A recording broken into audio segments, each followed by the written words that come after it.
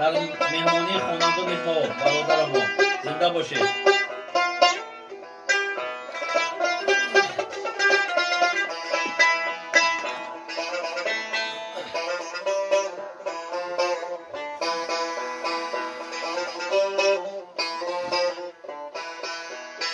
ما خود خبر نداریم از مرگ ناگهانی، ما خود خبر نداریم از مرگ ناگهانی.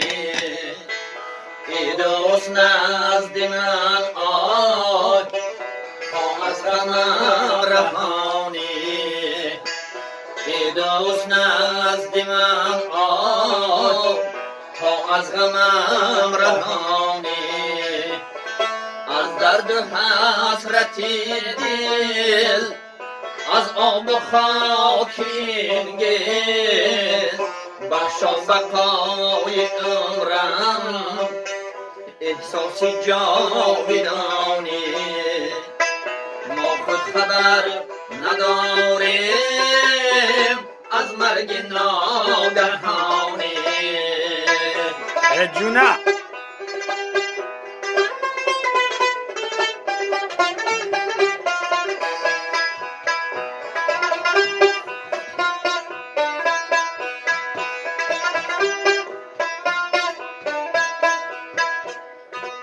پروای جام ندارد این غصه نهانی،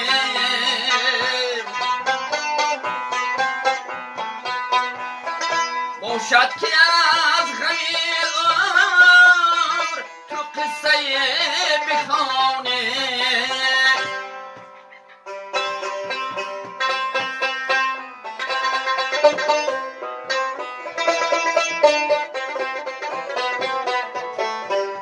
خوش گفته حبیبم مرزا سید بخوانی، خوش گفته حبیبم عبدالقیوم بخوانی.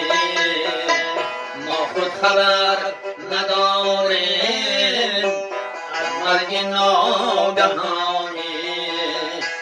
ای دوست نزد من آی تا از غمم رهانی، ای دوست نزد من آی تا از غمم رهانی.